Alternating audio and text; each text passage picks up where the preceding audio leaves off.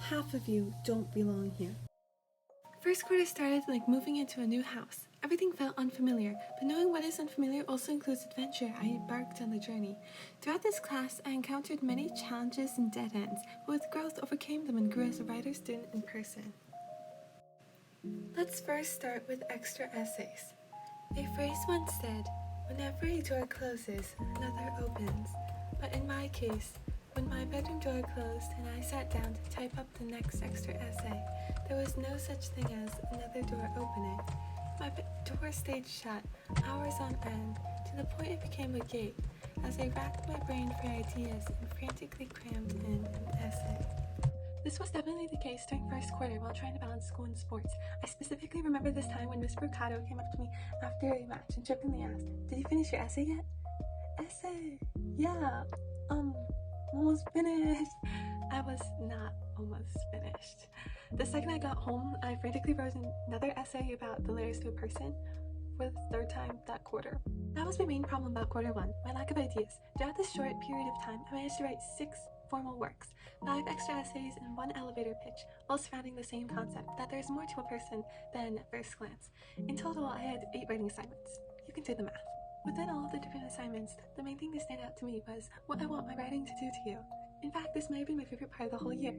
It may have just been a simple exercise, but for me, it helped me realize the meaning behind my words. In the moment of writing, I turned it into a letter, with dear and sincerely. There was no real reason behind it just felt right. And it was only later when I accidentally clicked on a doc that I realized it was an unconscious letter for me to look back to whenever I felt stuck.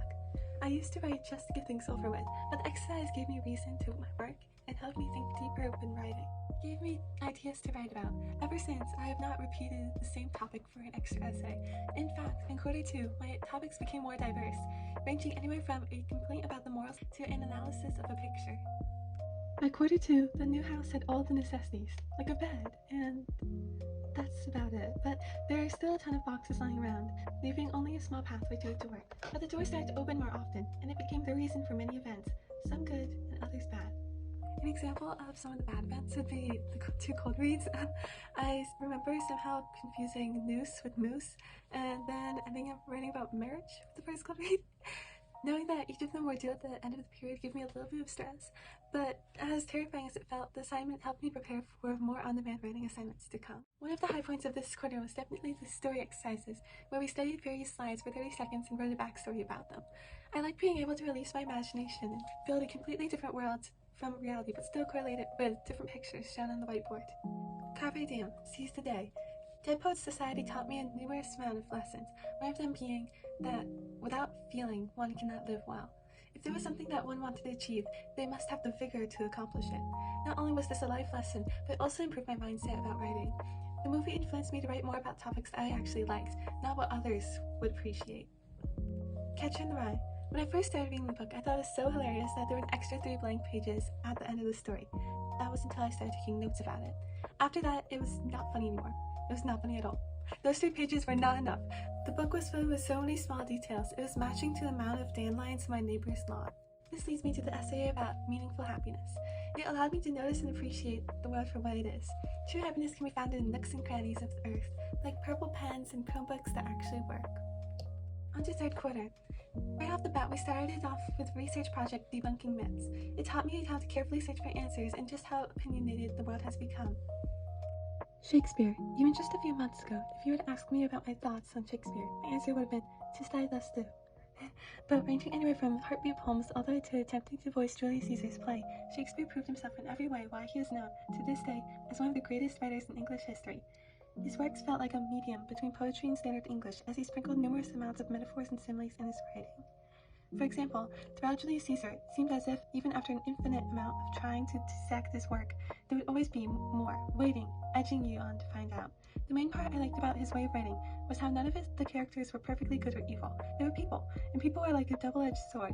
We all have our goods and bads, but that's the reason for life and growth. All of a sudden, fourth quarter came around, the grand finale. I remember being told before the school year that this was the time where you would start off falling, almost failing, and then towards the end you would start to have a small grasp on what to do. And honestly, that is exactly what happened. Here's the difference between my first attempt at poetry compared to my favorite. The first attempt. Angry cricket noises. Shrill noise tear apart the peaceful twilight atmosphere. An army of crickets rub their hind legs, screeching out of tune. It is 2 a.m. An idea comes to mind. I grab a bottle, plotting their demise. But an open window is all it took, as the crickets disappear into the silent darkness of the night. I close the window. A louder and closer chirping comes from under my bed. The crickets got in. And my favorite, broken melodies, notes once hummed by an energetic child, joyful knowing dewberries were fruiting. She tuned quick melodies and smiled, sweet innocence she possessed whilst singing. Violet, cuckoo bud, and lilac she picked. Nature joined her passionate serenade. Birds chirped along, rich in peace and perfect. A gentle severe twirled by and the grass swayed, but anon dark clouds filled the once clear sky. Agony strained her music at chokehold. Pain invited the symphony to cry. The warm spring of a child dropped into cold. A once pure lovely theme flooded in tryst, her garden now long lost, covered in mist. One of the hardest parts to the quarter were ekphrastic poems. Contrasting to quarter one, where I read stories to pictures, now I need to make them poetic. At the start, I didn't know what to do at all, and found myself practically writing an essay, then putting random indents here and there to at least make them look pretty. It wasn't until the very last poem that everything started to click together. Words started to blend together, and phrases actually connected with each other. Of course, there's still a long way to go, and I know with time that my skills will stabilize more. Poetry slam. Poetry practically handcuffed me and held me for ransom during this time. My camera roll is full of the most random things that somehow sparked an idea in my mind. I ended up writing about 2 poems and then settling on one of them. Then a day later, I changed the topic to something completely unrelated to anything I've written before. It was about apologizing, even though the inspiration was a picture of a tulip and a random squirrel. After settling on a poem, I spent night after night trying to memorize it. Got to the point where in the middle of a conversation, I would randomly blurt out one of the lines. Did you find the carrots? 2 knives, pivoted at midpoint, constantly sharpening their blades. Prime time for annihilation. We're at a grocery store. This was also the quarter that I wrote my favorite essay. It was about being wise about actions you take or else you may regret them in the future. It was definitely the most casual essay I've ever written, to the point it was almost a block. But with the informal wording, I was able to express myself more and make it more personal. Mr. Brocato gave us students hope, but it was us who gave each other faith.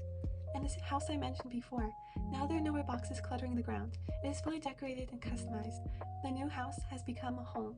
Thank you.